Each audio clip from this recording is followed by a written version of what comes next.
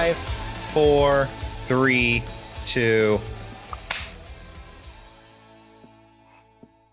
Guess I should do that backwards, actually.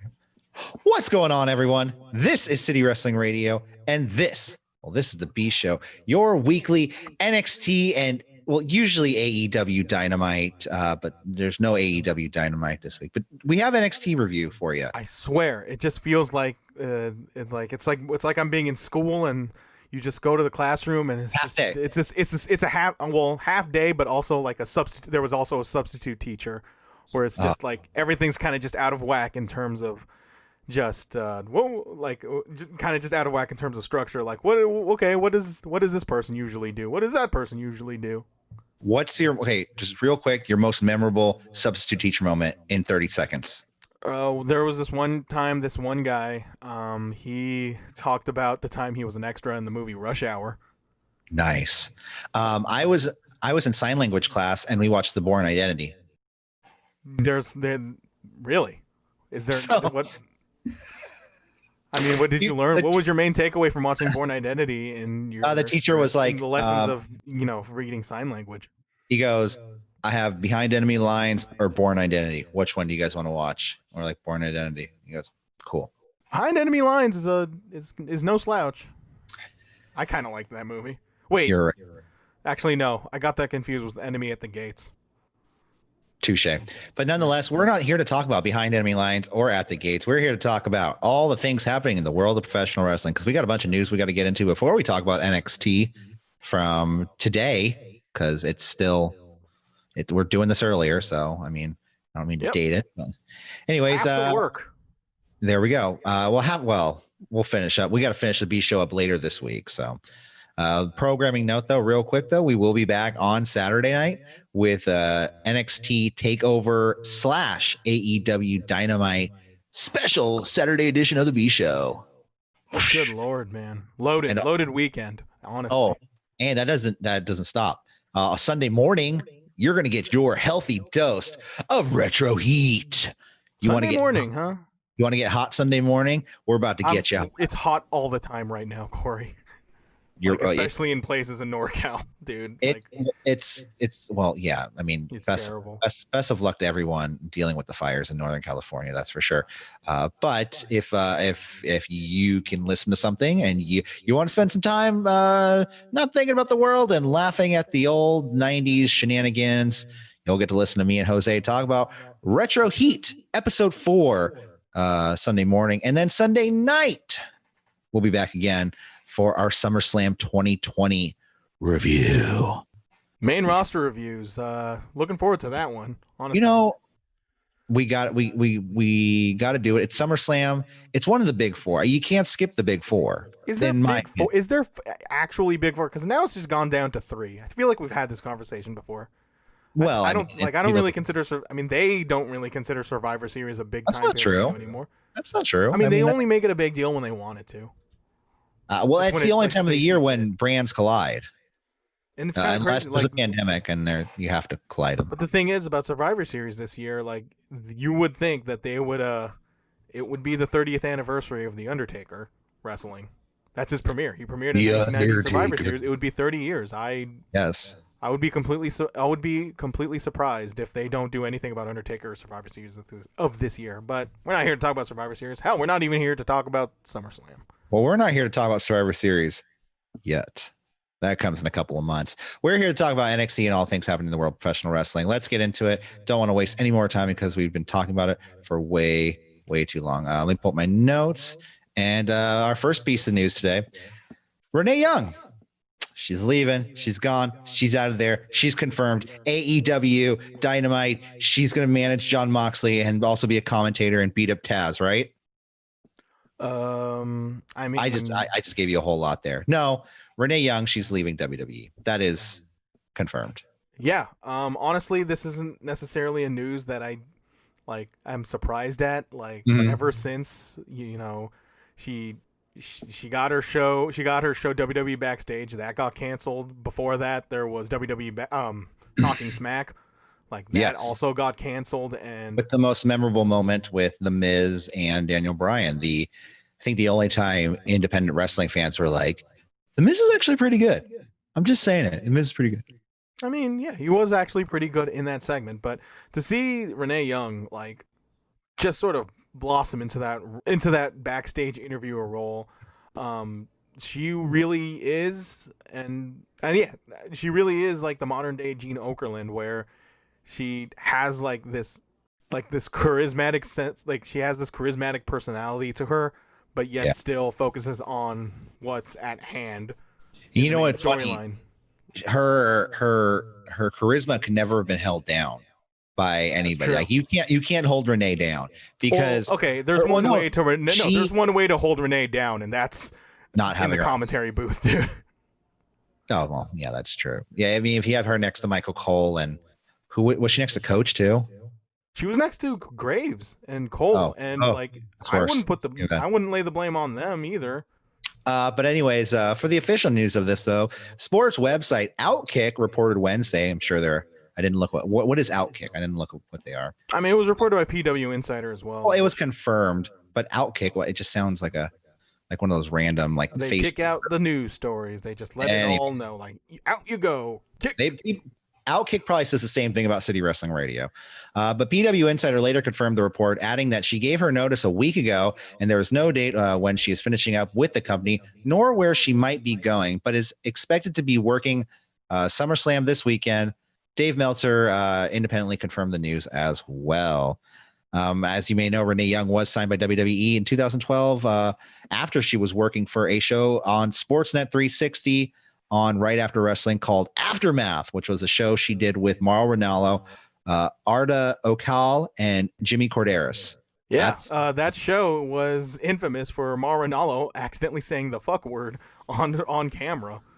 Oh, Renee, what the bleep?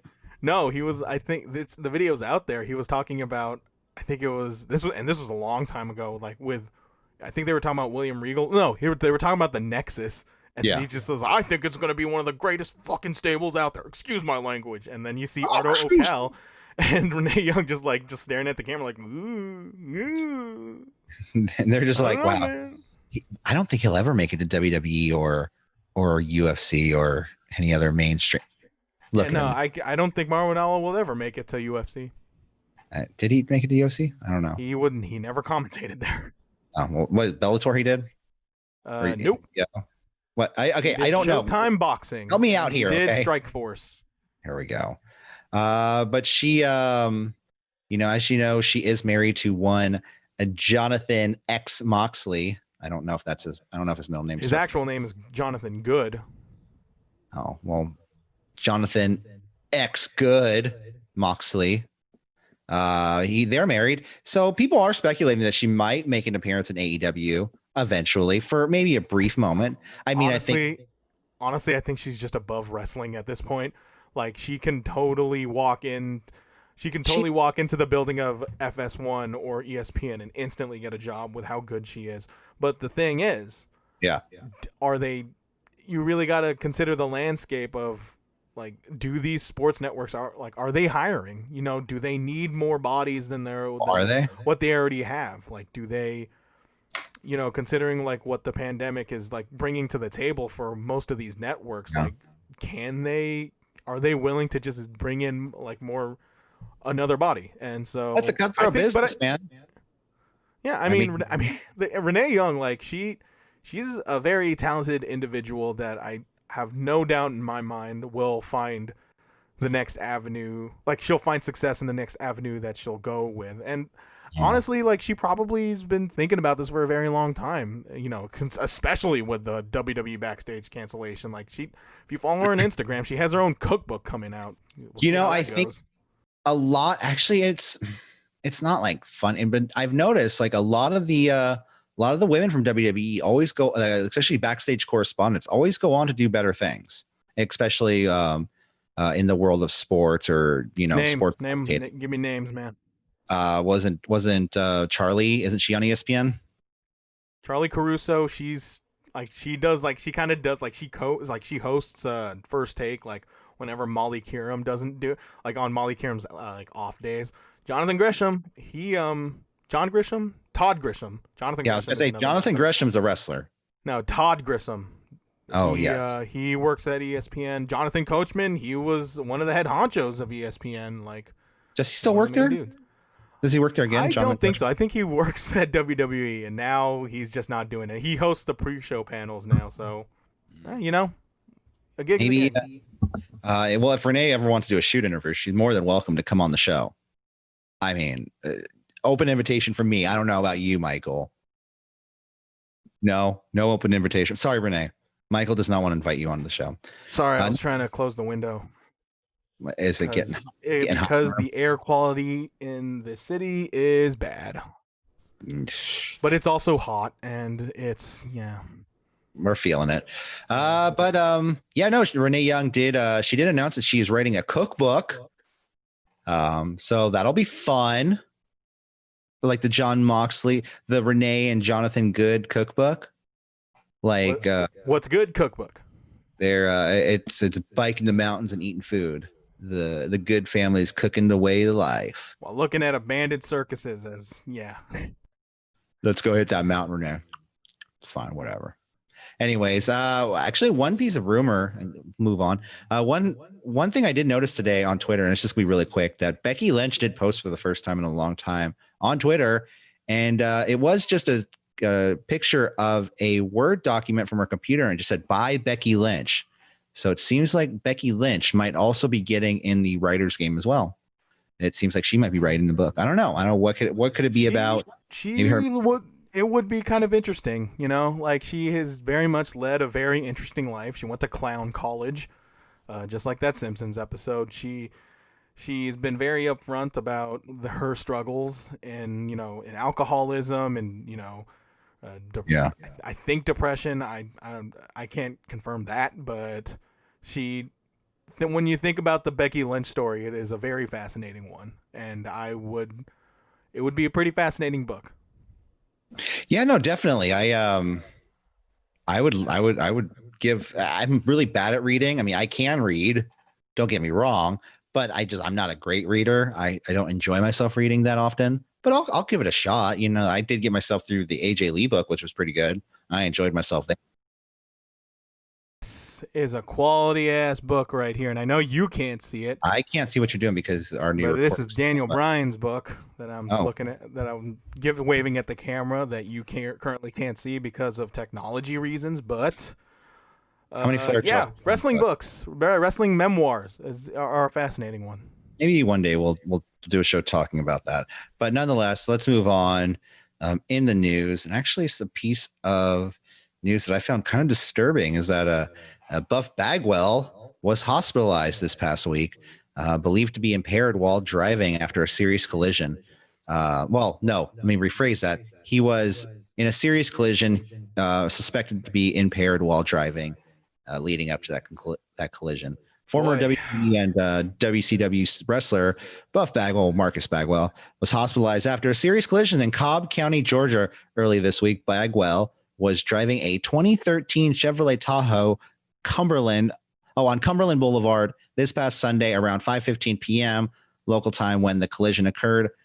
According to Cobb County government website, investigators believe he was impaired by prescription medication at the time of the accident.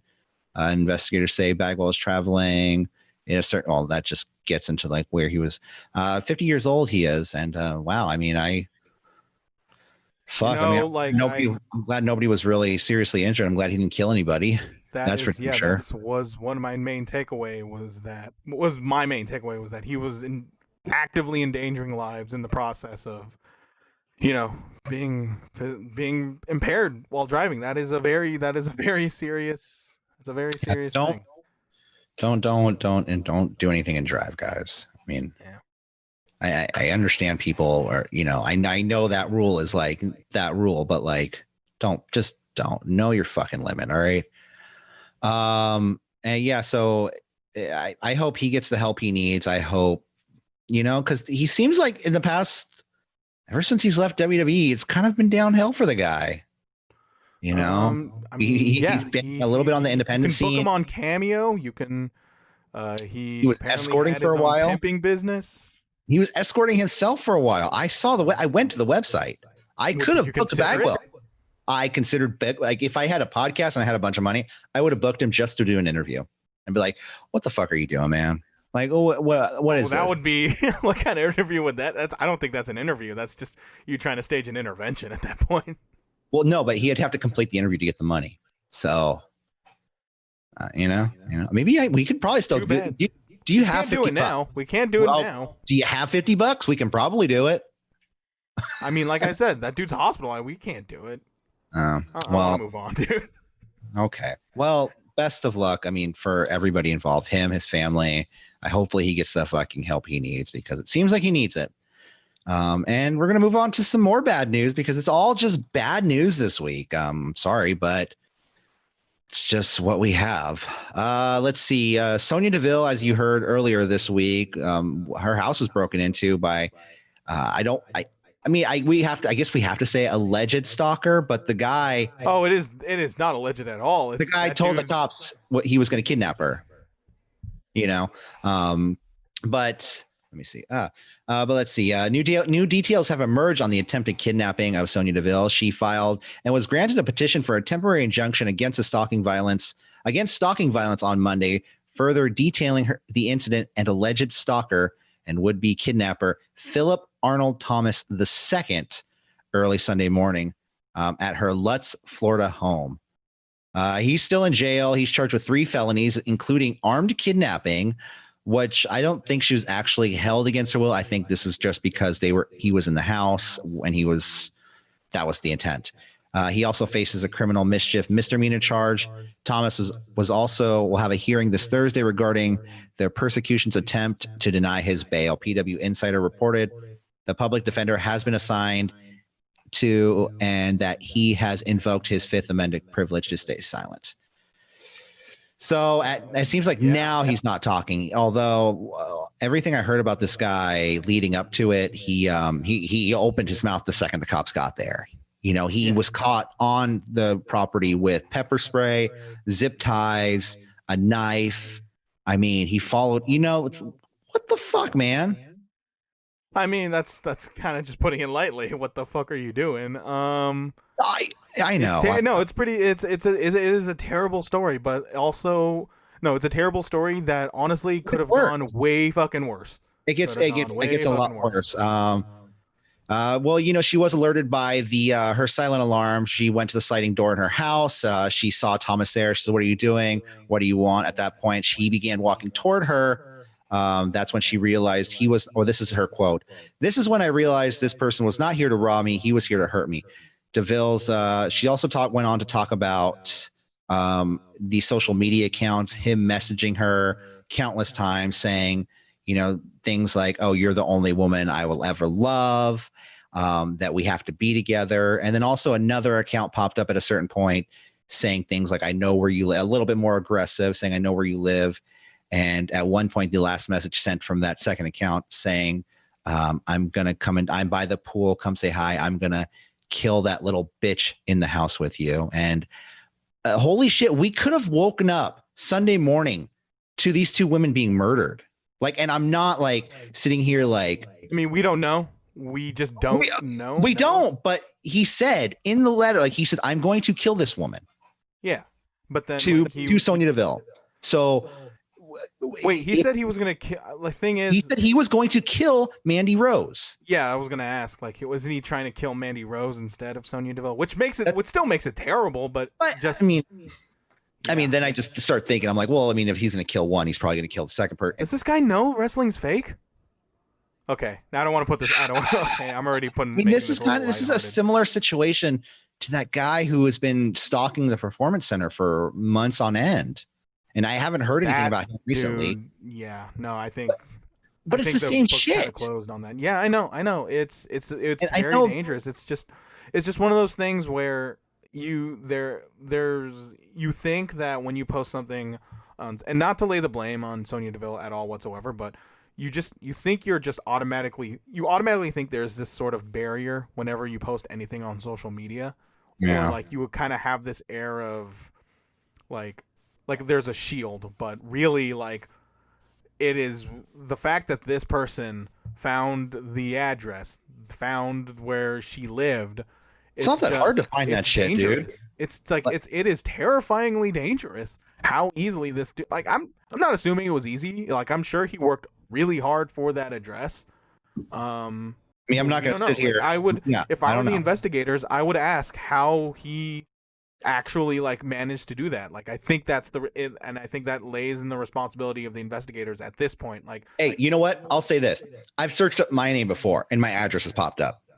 Okay, I'll say that I searched up my name, and there are websites with people's like name. They try to get you to pay for this information. I'm gonna search up your name right now on the internet, and a bunch of things will pop up on a website. It'll be like Corey Smith here, and you pick 33, and then it'll have my address, but half of it will be blocked out. They want you to pay for it to get it's like this background check. I mean, did you look? I didn't know. I've heard other people have, and they said they've gotten in pretty. They've found the address. So I don't know. January 17th. Yep. Oh wow, it's actually I'm on mylife.com. Yeah, well, tell people how to kill me now, Michael. Thank you. I appreciate that. Huh. Interesting. I will kill anybody that tries to kill me first. I'm just saying. No, I won't kill anybody. Damn it, we need to edit that out now. I don't want YouTube to take us down. Well, you brought it up saying someone literally Googled my name. That's literally spelled right below me. Well, and I entered that into Google. Now. Anyways, what I'm trying to say is like this kind of shit, like wrestling fans, listen, like I understand there's a lot of us out there who are just super chill. Horny as fuck, but also psychotic. But I was gonna say super chill, but I would have added the horny as fuck because at times, I mean, anyways, a lot of people are chill, you know, just when you see a wrestler, they're doing their job, man. Like when they're at the merch table, people like human beings. Hold on. They're at a merch table. They're selling shirts. Yeah, they're going to talk to you because, you know, they're doing their job. I mean, would you want somebody randomly talking to you at your job? That's all, you know, like you said, treat people the way you want to be treated. A lot of people don't fully understand that though. And I think a lot of this behavior, maybe kind of stems in like in this guy's case, and maybe like mental health than likely probably stems from mental illness. Yeah, but if he had friends, and I don't know if he had friends or not, or if they saw this behavior, somebody should have put a fucking plug in this. And, you know, somebody should have saw the warning signs. And I'm sure if this guy was traveling. That's kind of the thing, though. Sometimes people are really good at hiding that. That's like if you have a friend, like, honestly, if you have a friend out there, guys, that is like, this guy's a little crazy and he says some crazy shit, but, you know, just talk to the guy. It doesn't matter if you're his friend or not. Just tell him, hey, listen, dude, wrestling, it's not that real. First off, the lesbian chick, she's not going to love you ever. So get over it. Like, it's just not going to happen. Secondly, you know, go ahead and look at pictures of her. That's fine, but don't fucking stop messaging her. I apparently sent her like a fan, and that's it, honestly. Or I think we're going. Yeah. People really kind of just they take it too fucking long. No, there's a sense of entitlement whenever they follow somebody on social media or just give their time to them, and they feel like they're just kind of owed something in that regard. Yeah, if you're ever like disappointed that a wrestler doesn't like your tweet or retweet you or reply, this is why. This is fucking why people don't reply to shit on Twitter. You know what I mean? And this is why, like, when you do get somebody like a big time wrestler, like clicking like or follows you or whatever, it's like, oh my God, they took the time out of their day and I don't know, you know, I don't know. To me, it's just like, be fucking chill. Ugh. Anyways, do you want some good news, Michael? Oh man, gladly. New Japan Pro Wrestling, the return of live English commentary. They're leaving the stands. Tetsuya Naito has been eliminated by fucking Jay White. It was Jay White. They are filing for the exits. But I'm excited. Evil has retained his titles over Tetsuya Naito, and they are filing for the exits. But no, live English commentary is returning to New Japan Pro Wrestling for their first major show coming up at Summer Struggle in Jingu. For the first time since the promotion resumed events, there will be live English commentary on Saturday, August 29th. That's about 10 days from now. Kevin Kelly and Chris Charlton will be on the show. And Chris Charlton replied to the tweet, "We have the technology."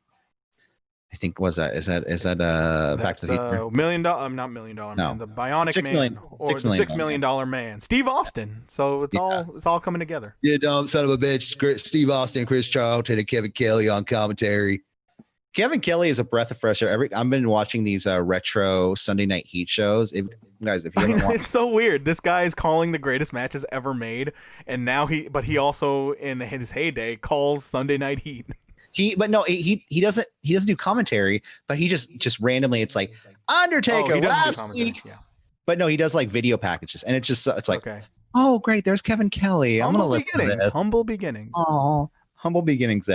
And now he just looks like he's having so much fun in New Japan Pro Wrestling. So he feels like he's having so much fun, but he also comes off as a guy who actually does his homework. And like he's been doing it and he's been doing it long enough to really just kind of get himself into the weeds of things. And like he has help. Like he has Chris Charlton to translate the Japanese end of show Japanese promos, and he also has Rocky Romero to really kind of just hone in on these storylines. But like, as far as like the action of what's going on in front of him, like ain't no better than Kevin Kelly in that regard.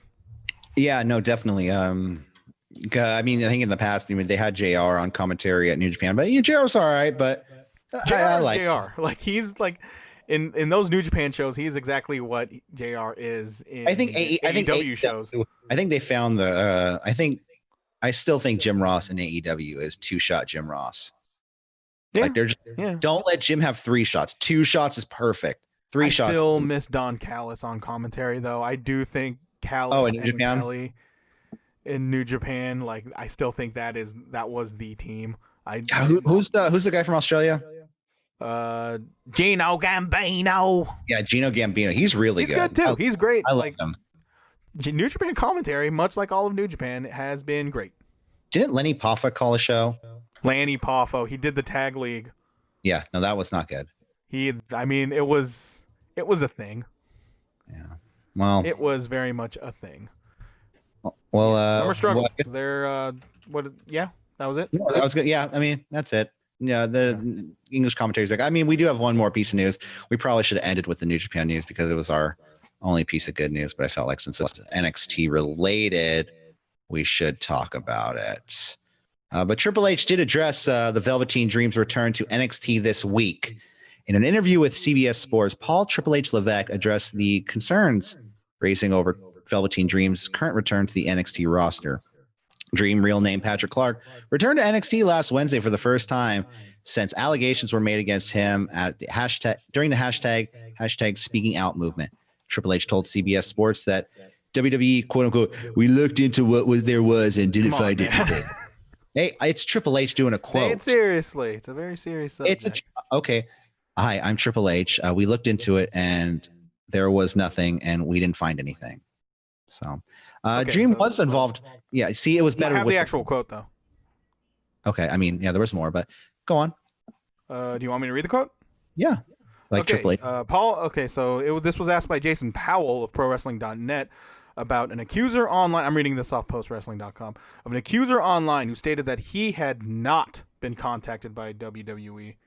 So Powell followed by asking whether the investigation is open or closed, with Levesque responding. So obviously we take all of these things very seriously. Allegations, misconduct of any nature, we take very seriously. I'll stand by what I said. We looked into it, didn't find anything there in the manner that, what we were looking for, and we've moved on. But it doesn't change the fact that we take it seriously, and if there's something else, we'll look into it. That goes across the board for anybody. We've already talked about it, so I'd rather just move on to other topics. Yeah, Can we just move on and not talk about it anymore? I don't want to talk about it. I mean, listen, if the accuser online, the original person that said, disappear? They pretty much they kind of backtracked their accusations for the most part. There's just part that doesn't add up, man. Everything about this is really fishy, considering the fact that there is concrete evidence of Patrick Clark's voice asking what school does this guy go to, or many more Instagram DMs that straight up are just shown that he is just rife with filth. And but So for the WWE to investigate, like to actually investigate it, and for them to find nothing, well, it's really just kind of up to the person, up to us, up to you or me to actually give WWE the benefit of the doubt. And the way I see it, like I don't know, man. I really just don't know. There's also not much to work with. But that evidence, and yeah, I personally, it's like you said, it's one of those things everyone has to make their own call for, but it seems to me that WWE did do an investigation, obviously, and it seems that they didn't find anything illegally he did. You know what I mean? I think anything that he did, I think that they were like, well, it's not illegal, so because I mean, who was fired in WWE? A lot of these guys have had accusations about other shit that like is pretty damning. And given this is probably the worst one, not in all of wrestling, but in WWE at least. And as I'm saying this, I'm looking at a bunch of tweets of new people talking about DMs that Velveteen Dream has been a part of. One involving a screen of iPhone capture video that I shall send to the Slack chat as I'm saying this. It says Jason Smith at NXT fan again. Are these people minors? I don't want to get in trouble by saying their names. I mean, it's out there. They're the ones putting this out there. Yeah. I'm going to put this out, and again, the literal first word of this tweet says, "I'm going to put this out here again." Here's a video I took of the conversation I had with Patrick Clark, Velveteen Dream, on April 24th. I've seen what Triple H has said. I've had no communication with them. I went to police, and they haven't followed up with me. Like, that is very, very suspect. And then there's another tweet by Matthew Jimenez at Matt Jimenez G. He says, "Dream's innocent, evidence too vague. My friends and I were victims of @Dream WWE, and we want answers. Here's Dream trying to see me nude, also him sending me a nude pic taken by screenshot on my phone and of my laptop screen." And then there was another tweet by Carlos Toro at Carlos Toro 360. He says, "Between Triple H's comments today and Velveteen Dream beating Finn Balor, this is in pretty poor taste from WWE. How they've handled all of this is practically indefensible." And yeah, that kind of just spills over into NXT's result of that main event of Velveteen Dream. And granted, this was taped last week, but yeah. Completely, it is a very, very, very sticky situation. No. Very messy situation. I was thinking South Park, that episode, like that's very sticky situation. Yeah, where they get ice cream and everything. But everyone gets ice cream. Hopefully, I doubt this is going to be the last thing we see out of this whole entire Dream situation. Honestly, I know there are a lot of people out there that have, that I know there are a lot of trolls out there. I'll say that there are a lot of trolls out there that'll see something and take full advantage of some shit, like this. However, why aren't these people taking advantage of every other case, involving a wrestler and speaking out? Why are so many people now coming forward saying, "Hey, this is exactly what happened, and I have evidence that this person contacted me. They contacted a minor, and that person was not a minor." Like, I don't understand how this isn't being taken more seriously by their local police departments and things like that. And I think the only reason why is because it involves the internet. I think a lot of times local police don't know what the fuck to do with that kind of shit. I'm sorry. They still have just this archaic system of what's evidence and what's not evidence in the internet because of how some people of authority just become so out of touch of how any of this stuff works. Yeah, there is very much a foundational problem in terms of, because a cop can look, or any investigator can look at that and say, "Well, how do you know that that's that person's actual account? How do you?" It can also go the other way as well. Like, it could. It could definitely, there's a lot to. It's a very fluid situation when you go into that sort of deal. It's just this whole Dream thing, and especially since you see those subtweets from Finn Balor. You saw that Nia Jax post where she commented. Well, I didn't see the Nia Jax one. Oh, she just straight up did a clown emoji in some comments regarding Dream. Yeah, Balor tweeted a picture of, they use the NXT verses where it's like this person versus this person. But he put a picture of a trash, or somebody put a picture of a trash bag in front of. He probably did. Come on, Finn Balor is probably talented Finn Balor. to be able Oh, to let do me that. pop open my Photoshop right now. Yeah, no. So it's I mean, look. The main event of NXT was Velveteen Dream versus Finn Balor, and I mean, might as well just. It's just that dude was booed like crazy in the building, and we're actually, and like kayfabe wise, we're kind of given no reason why Dream would be booed, other than Correct me if I'm wrong. Snuka was found guilty, right? But he couldn't serve a sentence because of his old age and his mental condition. Correct? I can't definitively say yes or no on that regard. WWE, Vince McMahon was the first person pretty much at that jail to get Snuka out of the jail that time. I'm just saying, like, they want their stars back. They want their people back on the show. They're going to get their stars back on the show. I'm not sitting here saying that they're covering anything up. I can't say that. It just, to me, it seems super fishy. That last tweet was really right. It was a lot of WWE not handling the situation right. They just want to put somebody on TV. I'm sorry. And there's even during the show, they're fucking covering up why Dream wasn't there. Like Mauro Ranallo, I'm sorry, but that was fucked up, man. Well, the thing is, their reasoning of why Velveteen Dream, like Patrick Clark, was not in that was disappeared. Like Triple H said, the actual reason of why he was not around was because of the car accident, not because of. That's not what they're doing storyline wise, though. That storyline wise, it's completely different. Storyline wise. I'll just get to it now since it's about the news story. But during when Dream starts coming out, Mauro goes, "Oh, Dream last week made his return after his self-imposed sabbatical." Sabbatical, yeah. And I'm just like, I remember that now.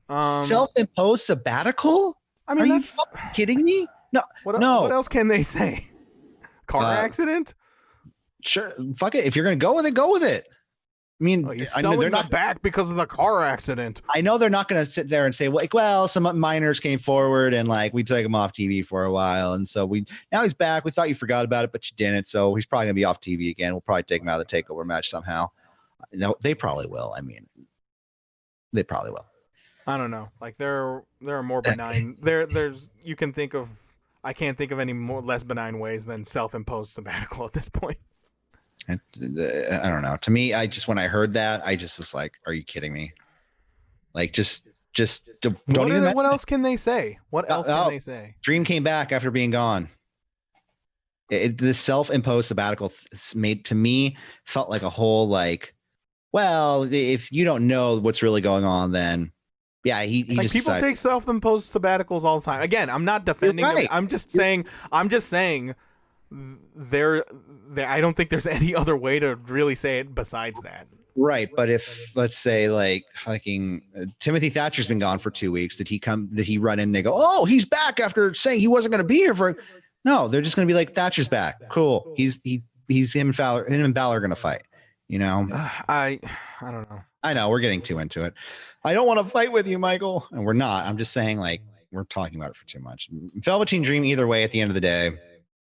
You got to make your own decision, man. The realm of public opinion is at his court now. At this point, he's clear. There has been various reports on how much heat that guy has backstage, and it's only kind of a matter of time until he's more or less if the authorities isn't going to do it, if WWE higher ups isn't going to do it, he still has to be in a locker room. You know what I mean? He still has to deal with that sort of thing. I think you're right, though. I think culture. It's a matter of time before Dream over. Yeah, and he'll be out of WWE, and he'll immediately be signed to All Elite Wrestling. Just because that's just how the pattern is nowadays. Yeah, they don't. The wrestling companies don't really give a shit about what people do in their past. Nonetheless, let's talk about some wrestling, shall we? Yeah, I guess. I gotta find my notes. Faded away again. They faded to black. Where are they? He's no longer on NXT anymore. He's not. Oh well, those are my old notes. Then those are from last year. Oh no. Okay, NXT. August 19th, 2020. We're kicking it off with NXT tonight because, hey, there's no AEW Dynamite. You know that. We kicked it off with Johnny Gargano versus Ridge Holland. What do you think of Ridge Holland? He looks like an absolute beast. Yep. He's very, very top heavy. Holland controls early with a lot of basic wrestling moves, a lot of European uppercuts, arm drags, and a test of strength. Gargano, though, begins to fight back and hits a tope to Holland on the outside.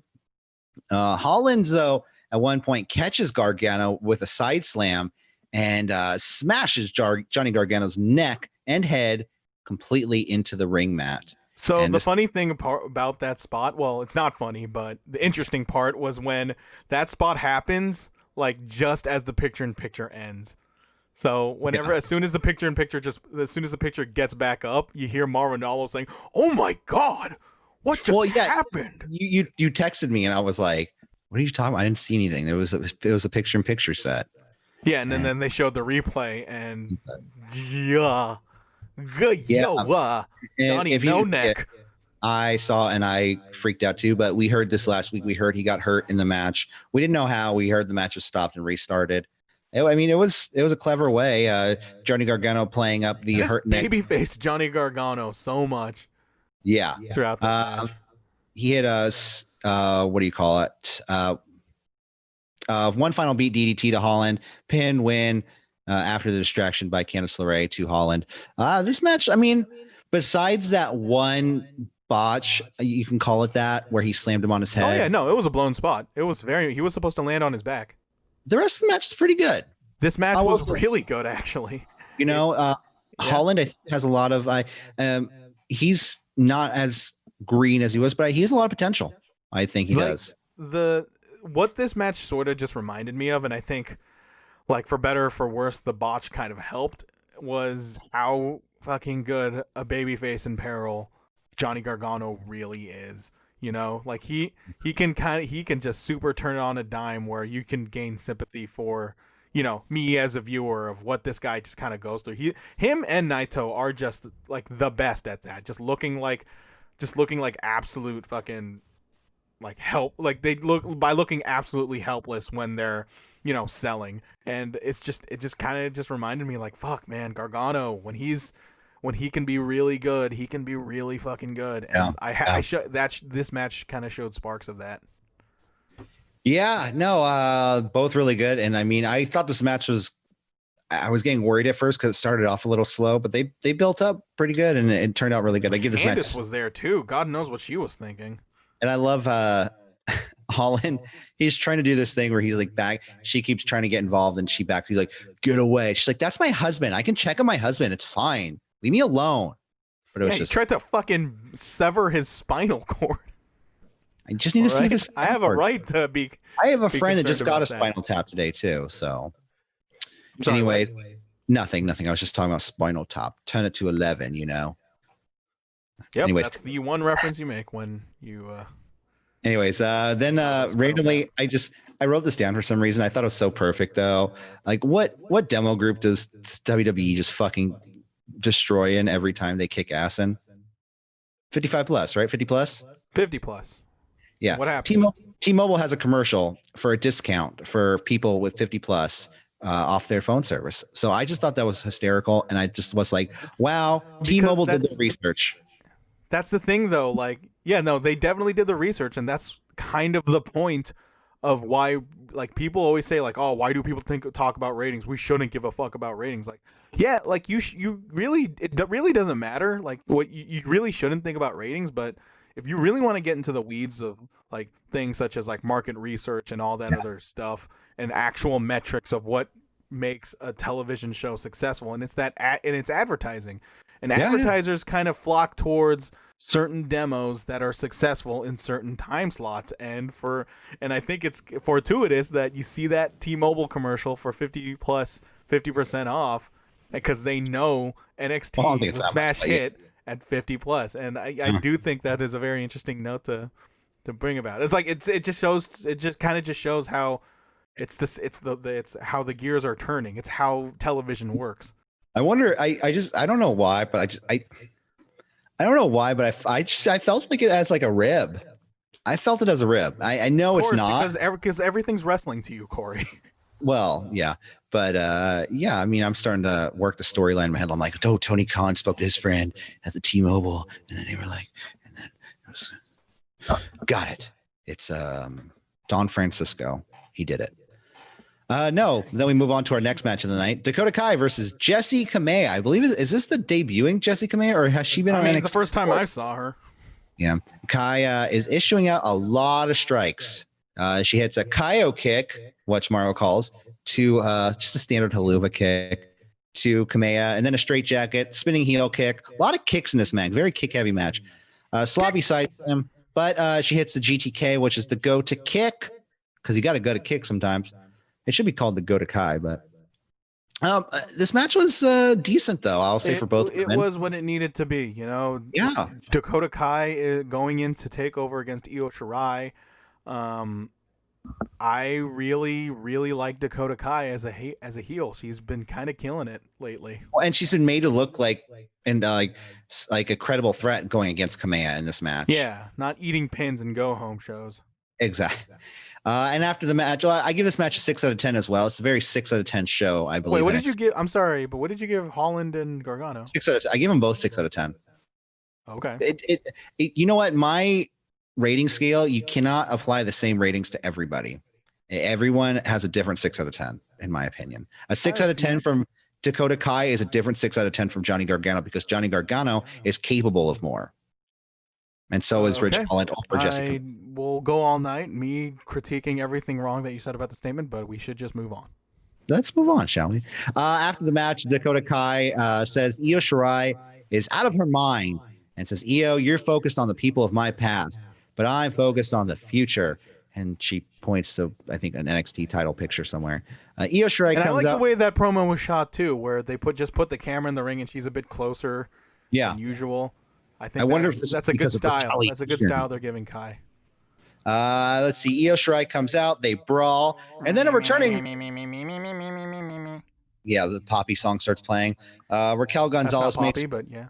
No, I know. Raquel Gonzalez makes a return, beats down on Io Shirai. Gonzalez looks pretty good. I mean, she looked pretty strong in this. I'm not saying strong as in like, oh, they put her over Io for a minute. No, she looked legit like she's been working out. She hit a one-arm power bomb to Io, and yeah, she's very strong. Looked like she lifted her with no effort. So it's, I question if it was up to me, I'd kind of hold off from the appearance of Raquel Gonzalez until the takeover, just to make it more surprising. That's her. If I was Kai, I would just keep her until takeover. Just that's her ace up the sleeve. But I guess they want to apply the rules of reverse momentum and have Kai and have Io Shirai just face the lights at going into the go home show, because we know that Io Shirai is winning then. We know Io Shirai is winning that. Reverse momentum. Who knows? Then we move on to Tegan Nox backstage with Mackenzie, and this was a really confusing backstage. This was interesting. Go on. Tegan Nox says, her and Candice have been friends. She says her and Kai were friends at one point, and that went sour. She goes, but I can't let things go wrong with Candice LeRae. I need to have some wine with Candice LeRae. And she'll talk to her. And so, is this hinting at a possible heel turn for Tegan Nox? Is this really happening? Another heel turn on the NXT women's division? No, I think it's going to be one of those things where she's going to try to bring Candice. This isn't you. You're not the evil pixie. You're a good person. They're just going to hash it out over drinks. No, and then honestly, Gargano, what does he see the value in you? Honestly, what are you saying? Candice, I'm just saying I'm taking notes. Candice, you're my best friend. Seriously. That's not. I don't even know. Wait, I thought Kai was your best friend at one point. But the thing is, and apparently Tegan Nox's accent is just gone when she's drunk. The thing is, I was supposed to be in the War Games match, but oh my god. Yeah. Yeah. That's gonna be the next NXT segment. I don't know where this was going, but it's going somewhere, and Obviously not a takeover because they don't really have anything planned for her, which, it's fair. It's like 5 matches takeover anyway, so. Is it 5 matches? But the 6 of the pre-show, I think. We'll talk. We'll talk about briefly. Keep going. El Legado del Fantasma versus Breezango and Isaiah Swerve Scott.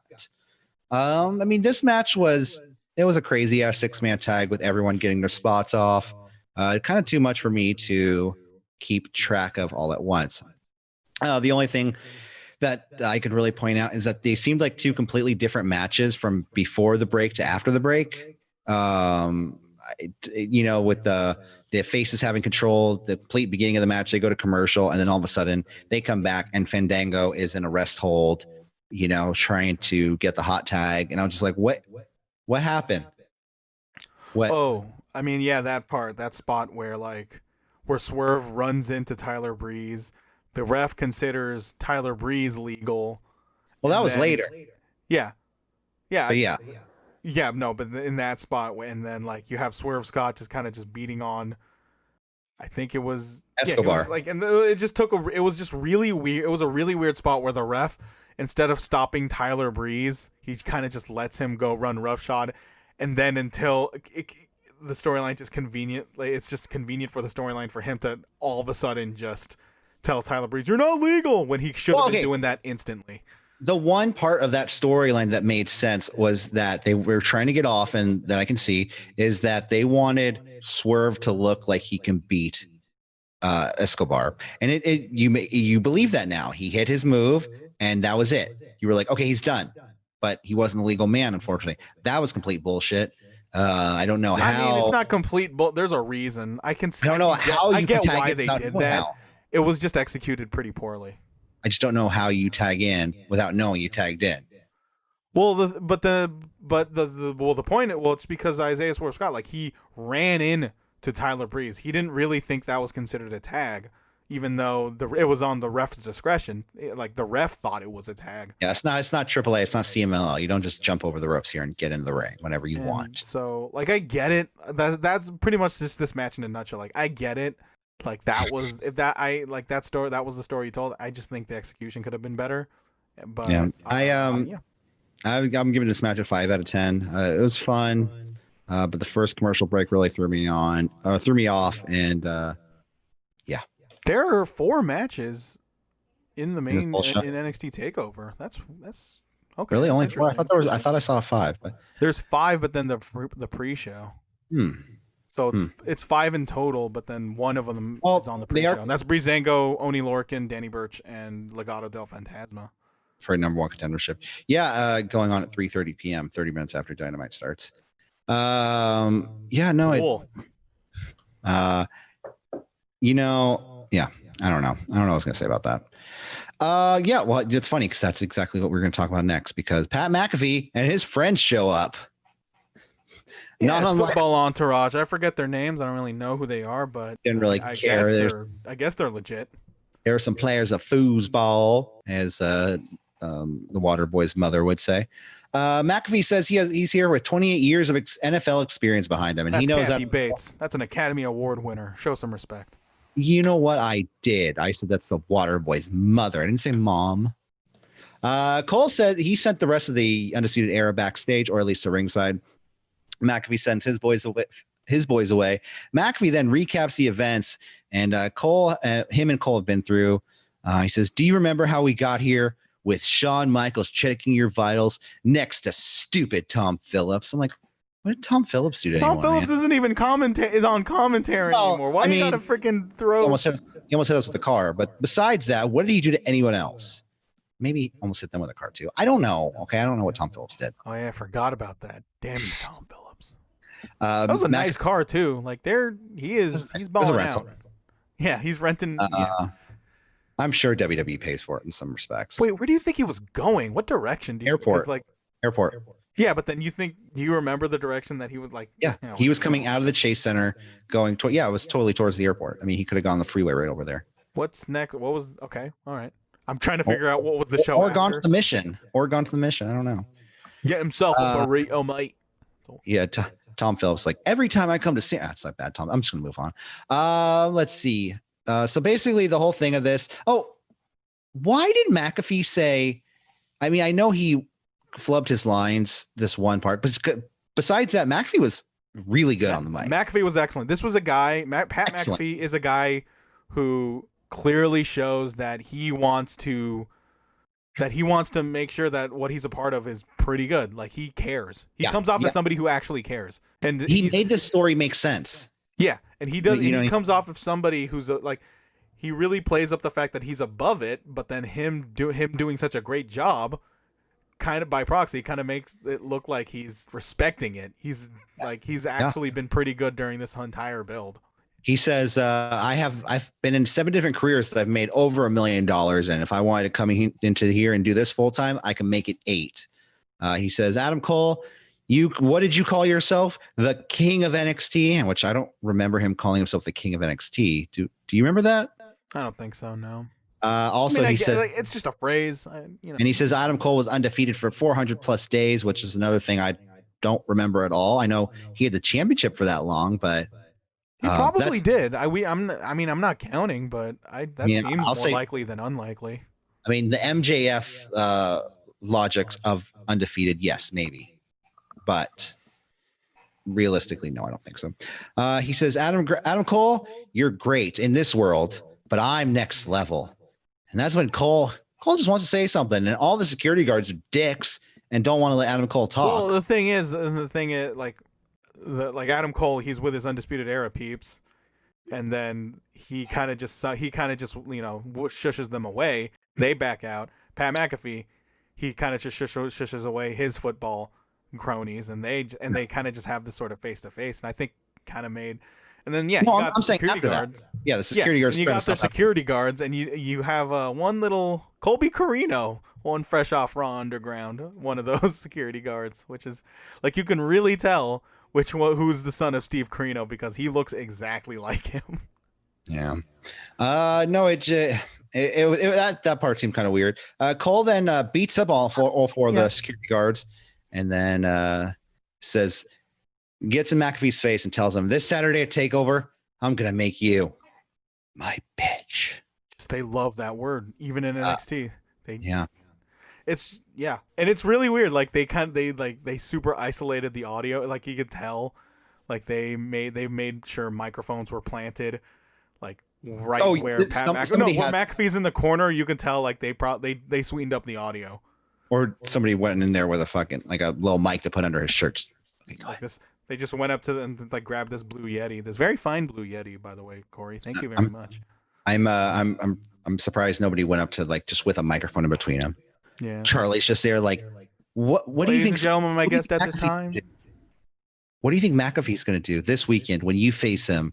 What's your? Do you plan on winning on Saturday? Are you afraid of what McAfee could do to you? Are you ready to enter hell? In a cell. Anyways, let's move on. They're all good segment. You're going. Yeah, no, McAfee's really good on the mic. We'll see how he is in the ring. I don't agree with the statement he made saying he came in here and outshined Adam Cole. He kicked him. That's all he did. He kicked him. He's pretty much part of Team Kick with Dakota Kai. And, I don't know. Kick. Yeah, what if that's the direction? Dakota Kai helps Pat McAfee win that match. Oh my God, that sadistic son of a bitch, Pat McAfee! Within that sinister structure. And then I will never forget that call, Morrow. I will never forget that call. Next up, Mercedes Martinez and Aaliyah versus Shotzi Blackheart and her helmet and Rhea Ripley. Yeah, Shotzi Blackheart. She's had quite the week. She's got her helmet back. We might have talked about this last week, but her car was broken. We did. What happened? Her car was broken into a few weeks ago, and then last week it gotten stolen? Yeah. It was stolen. Her car was stolen. It was found a week later, and her good friend, a friend of me, or I call him a friend. I've called him a friend in the past. I haven't talked to him since APW, but Jake Atlas took her to go check out the car, and she looked in the trunk and said, "Boy, oh boy, I just want to check one thing. Can we please pop the trunk?" And her helmet and her gear was still in there. Man, and I was never more happy to see an inanimate object.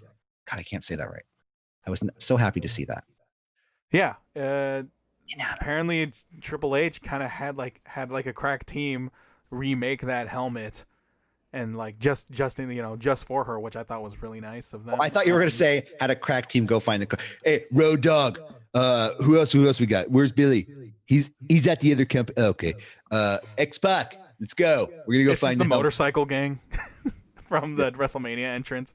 And then there's also like the newest member, which is just like his daughter's friend's dad that he met in the PTA meeting, who he doesn't really like, but he's there because he's trying to make his daughter. Also, why are there PTA meetings? Because people need to do PTA meetings over Zoom. I mean, people need to do wrestling podcasts over Zoom. Amen to that. Okay, Mercedes Martinez, Aaliyah versus Shotzi Blackheart and Rhea Ripley. Rhea Ripley and Mercedes Martinez start this match. Surprisingly, Shotzi wrestles circles around Aaliyah. Rhea tags in before the break. When we come back, Shotzi is trying to get the comeback on Aaliyah, which again is one of those things in WWE that is starting to piss me off. It's like two completely different things beginning to end a break. Mercedes is beating down on Shotzi, but Shotzi hits a deep DDT to Martinez. Rhea tags in and deep DT? A deep DT, a deep dish DDT pizza. Come get yours today at City Wrestling Radio. Facebuster to Aaliyah by Rhea Ripley. Dropkick to Martinez by cauliflower pizza. Don't want to talk about it. Riptide to Aaliyah, but then she gets Rhea gets distracted by Robert Stone. Martinez pushes Shotzi off the top of the turnbuckle. Mercedes Martinez and Rhea Ripley fight on the outside. That's when Rhea Ripley hit a scary looking powerbomb to Martinez on the outside over the barricade, through the plexiglass onto the cement floor. Back in the ring, Shotzi hits a senton onto Aaliyah, the pin and the win. And just like a lot of these other matches on the show, I mean, it did everything it should have done.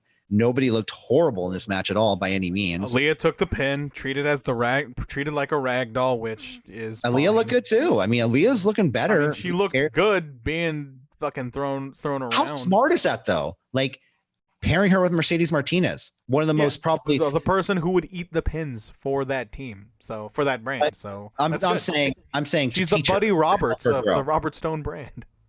Yeah, no, absolutely.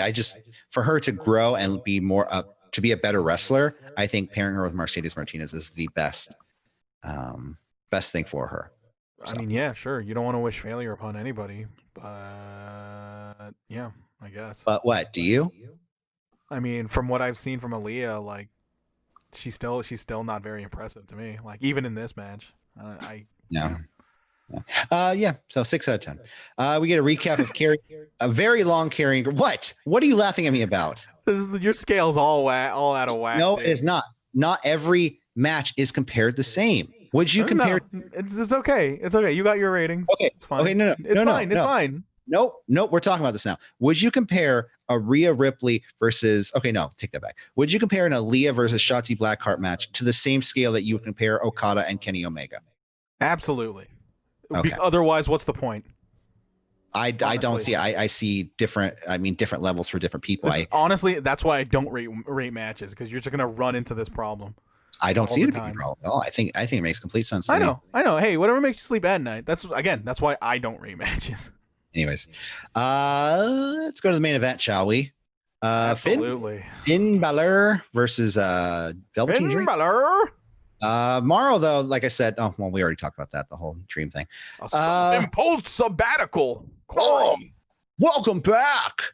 Let's see. Give me a hug. Oh wait, I'm not there.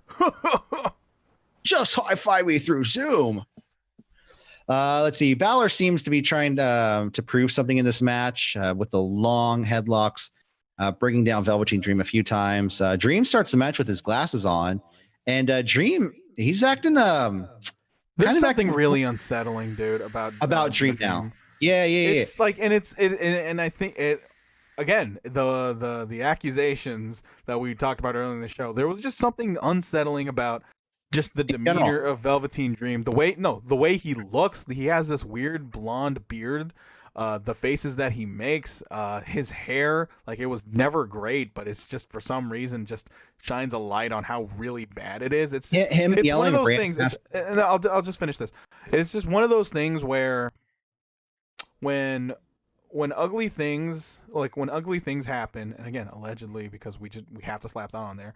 When ugly things allegedly happen to ugly people, like it kind of just stacks. You know what I mean? Yeah, where, absolutely. Like, you see where the ugly, it's I can't. I'm kind of just rambling on, but then it's like, it's how it just like how it stacks. Yeah. No, there was even a point where he's yelling in the camera. I know Balor, Too Sweet, Bullet Club, whatever, Battler Club, whatever, and but he's yelling something about the Wolf Pack and doing the, He is still just riding on Hogan's coattails after all this time.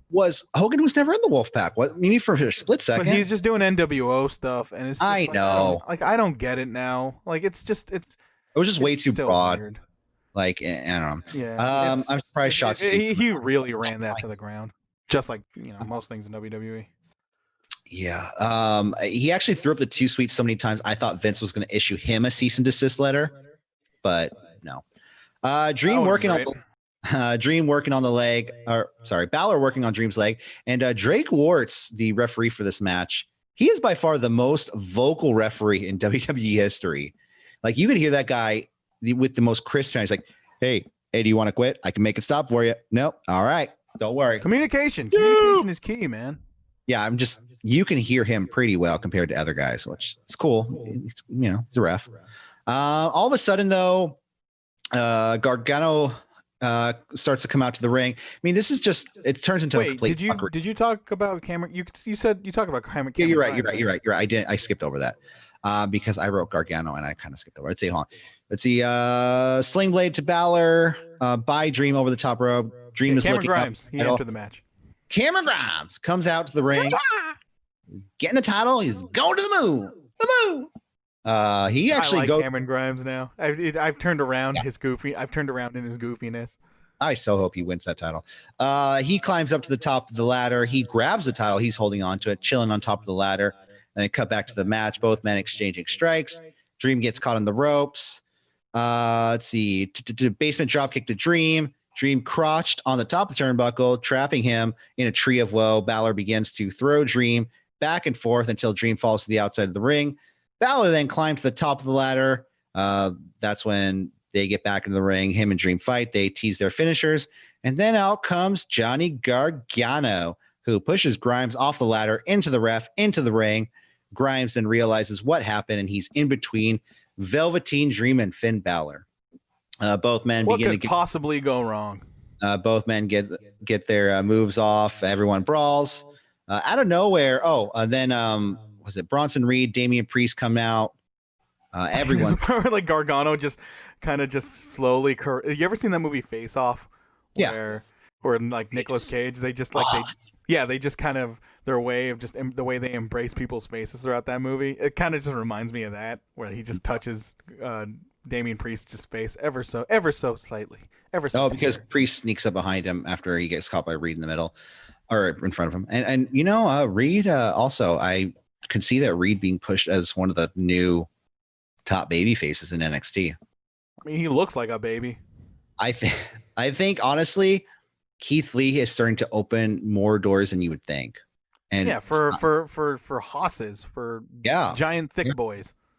Yeah, and I know WWE's always been the land of the giants, but I think in a different sense. The very big athletic ones. And I think Bronson Reed's okay. He's athletic, but he has a different look. He's a little thicker, if you know what I mean. And he embraces that body positivity, mate. Yeah. Out of nowhere, Timothy Thatcher, though, attacks Finn Balor, throws him into the ring. Dream Valley Driver. And then what Morrow calls a Rainmaker. He did not say purple Rainmaker. Rainmaker, he said to Balor, which is his elbow drop off the top rope. Dream gets a pin in the win. And just for you, Michael, it's another 6 out of 10. I wasn't entertained. If I said I wasn't entertained by this, it would be a lie. I think there were way too many shenanigans. Thatcher attacking Balor, I guess, made sense. This match was, Ultimately, Thatcher versus Balor is going to be a fantastic match. In fact, I wouldn't be surprised if they just somehow just announced that, like in the show, like during the show, during Takeover. Speaking of Takeover, what do we got on the card? Okay, so the pre-show. So this is what we got so far as of this recording in August 19th, 2020. So the pre-show, you got Breezango, Fandango, and Tyler Breeze versus Oni Lorcan and Danny Burch versus Legado del Fantasma Raul Mendoza and Joaquin Wilde. Not a Phantasmo. I see Lorcan and Birch taking that. Lorcan and Birch. You see Lorcan and Birch. Personally, I don't think we'll get another. I mean, do you really want to see Lorcan and Birch take on Imperium again? Yeah, I can see Phantasmo. Actually, sounds pretty fun. Breezango. I can see them giving it to Breezango and just have them. Emporium. We just had that too. Imperium. And we just had that. I mean, El Legato's the only one that didn't. But then heels versus heels. Like I know NXT is above that. I know. Okay, ladder match for the vacant NXT North American Championship. Bronson Reed, Damian Priest, Cameron Grimes, Johnny Gargano, Velveteen Dream. I am choosing Cameron Grimes. I want Cameron Grimes to win it. He's the dark horse, and he's as much as I want to get on that shuttle and go to the moon with Cameron Grimes. I think Damian Priest is the one that's going to take this title. I think a lot of people. That's not a bad choice. That's not. A lot of people are expecting him to win. I think a lot of people are expecting him to take it to that next level. Him and Bronson Reed having a back and forth. I think they're really trying to test Damian Priest, what he would be like in an actual singles feud with somebody with a title. I mean, haven't they done that already with like? Yeah, but I think they're giving it more spotlight now. Knowing that putting the title on Grimes and see how he looks with it. Well, on Priest. Yeah. And who knows? Maybe Grimes could win, and then he could pin Priest, or he could screw Priest out of the win. Like Priest hits his move on someone, and then he pushes Priest out of the ring, and Grimes, or no, it's a ladder. So he push him off the ladder and then get the title. Io Shirai versus Dakota Kai in a names that rhyme match for the NXT Women's Championship. Shirai's taking it because she stared at the lights this week. And Dakota Kai is a heel. She's a great heel. I wouldn't be opposed to Kai winning, but I think it's too early for Shirai to drop the title. That's really it. Yeah. I think it's too early as well, but I also can see WWE being like, fuck it, let's just do it real quick. Let's just do it real quick. It might pop ratings. NXT though. Right?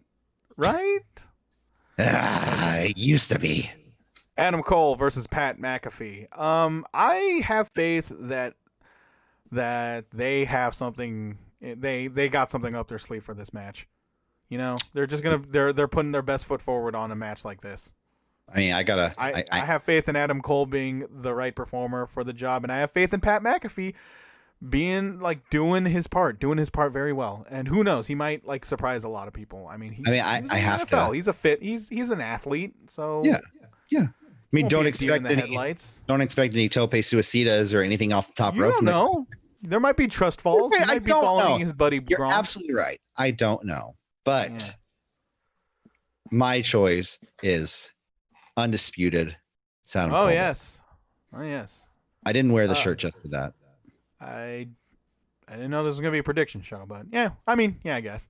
Oh, well, I don't know. They could honestly try. They could honestly continue this feud. There might be fuckery for Pat McAfee to just sneak in this win. I hope not. Where does it go? I mean, is it really? I hope not. Is it 2 week build and then somebody wins and that's it? I mean, it might be a non-finish. They could do that. They could steer in that direction where it might lead to Survivor Series. McAfee's boys versus Undisputed Era. The NFL versus the WWE. Oh my God.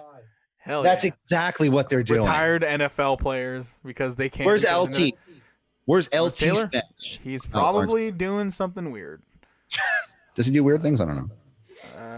I guess.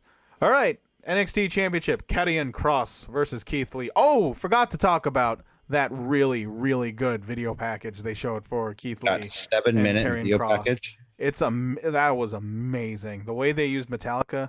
And the old Metallica. It was like this song from the Metallica's 2010 album. It was from Saint Anger, right? No, it was off a new. I don't know. Oh, the SF Sympathy one. Yeah, Karrion Kross. Hey, Corey. Hey, Corey. Can't see you. What is Karrion Kross's favorite? What is Karrion Kross's favorite app? Facebook. TikTok. Yeah, you got me there. I see Keith Lee. I want Keith Lee to win this. I see Keith Lee winning this. I think Karrion Kross can eat the loss. They built Karrion Kross up really strong. I can't see Keith Lee losing, but I also, in my opinion, I'm like, kind of makes Karrion Kross look like shit to lose in this match. Like, he took out Tommaso Ciampa. We have got to with wrestling in general has got to educate. They have got a problem in making sure that one loss kills a guy, and I just don't. There are ways to make sure that you can lose and still not look irrelevant as hell. And I'm not saying there is any company that does it well, but it can be done well. Like you would think in theory that it would be done well. Where does Karrion Kross go after that? Like, no, I'm not saying like what show, but in storyline wise, where does he go? I mean, but then where does Keith Lee? Like, what? Keith Lee goes to the main roster if he loses? No. Keith. I mean, he can get screwed out of the title and keep it going. I don't prefer that. That's what kind of makes this match kind of intriguing, because you are wondering where this would go. Yeah, definitely. But either way, I mean, it's going to be a good match. Scarlett will be there ringside, so that'll be. You got your Kleenex ready. You know what? Sometimes you just got to blow your nose. Anyways, that's what they call it nowadays, huh? Anyways, I got to go get my Mad Max gear on for Friday night and for this weekend for SummerSlam. For Thunderdome. Oh yeah. No, you gotta get the haircut too. And you also gotta get your laser and your blazer. Blazer, let's go. All right. I forget what that was called. We had this conversation before. Thunderdome, where was it called Laser and Blazer, where it's the little guy and the fucking. Oh, I don't know. The gigantic. You never seen Thunderdome? No, I've never seen it. It is a very weird movie. I just remember Laser and Blazer from Dodgeball. Oh, okay, maybe that's why I said that. Laser, let's go. Yeah. All right, I think that does it here for us. Oh yes, and I know how much time we consumed doing this show, also, which is very, very, very convenient. Alrighty. Don't forget to like, share, and subscribe at CWR415, Facebook, Twitter, Instagram. Check us out all this weekend because we're gonna have a bunch of shows. Shows. We got a bunch of stuff in the archives too, so go listen to the CWR archives. Shows ranging from 2017. Did you know I actually listened to our very first show recently? A show that one Mr. Michael Vergara hosted. What? Yeah, you hosted that show technically. Me being a host, who the fuck would approve of that? Anyways, like I said, like, share, subscribe, click the little bell, all that stuff. Click it, like it, love it. You got to have it. All right, we'll see you later. Good night.